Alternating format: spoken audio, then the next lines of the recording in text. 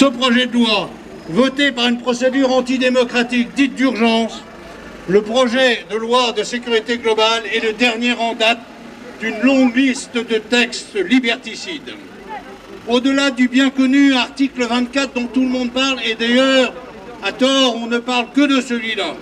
Donc article 24, qui est une véritable déconstruction de la liberté d'expression et de la presse, qui va accroître les comportements violents de la police. D'autres dangers dans cette loi que je voudrais brièvement souligner. Les polices municipales. Les polices municipales vont recevoir des pouvoirs accrus. Et ce n'est quand même pas rien quand on sait aujourd'hui ce qui se fait en matière de certains arrêtés municipaux illégaux, racistes, discriminatoires. Second point, le texte consacre le rôle que les agents de sécurité privée jouent de plus en plus dans des actions de police. Sans obligation de déontologie, de formation et de contrôle, les agents de sécurité privée sont de vrais milices patronales dont on sait ce qu'elles font. Il faut ajouter les caméras embarquées, la reconnaissance faciale, l'utilisation de drones, l'interdiction de fait de filmer les forces de l'ordre s'accompagne de droits supplémentaires pour la police de filmer et d'utiliser les images des citoyennes et des citoyens au mépris des textes fondamentaux. Sous prétexte de sécurité, c'est au droit fondamental d'exprimer et de manifester ses opinions, ses revendications dans l'espace public que le pouvoir continue de s'en prendre violemment dans la suite du schéma national du maintien de l'ordre et du livre blanc sur la sécurité. Craignant les mobilisations, il veut que la logique du maintien de l'ordre en cours depuis des années dans les quartiers populaires s'impose partout contre les luttes.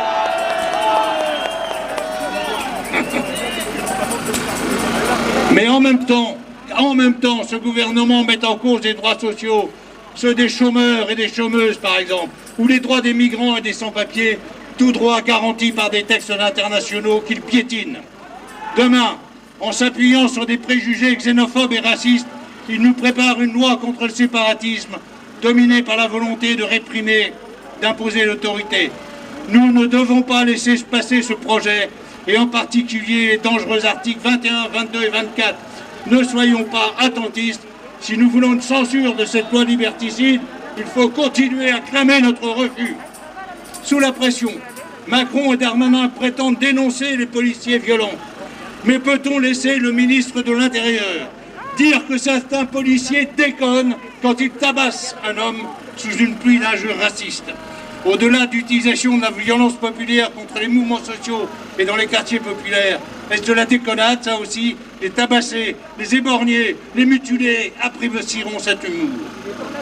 Bienvenue dans un monde verrouillé où la brutalité et l'impunité de la police régneront en maître, où la peur de l'espace public et de la défiance de l'autre seront la norme, où celles et ceux qui se battent seront menacés dans leur liberté, où il n'y aura plus le droit de se défendre, de défendre les revendications. Ne les laissons pas faire. Partout participons et construisons les rapports de force pour protéger nos droits et libertés fondamentales. Le pouvoir veut ériger la peur et la surveillance généralisée. Érigeons partout la solidarité, la justice et la liberté. Nous ferons aussi le 18 décembre, Journée internationale des migrants, aux côtés des sans-papiers pour l'acte 4 de la marque de solidarité.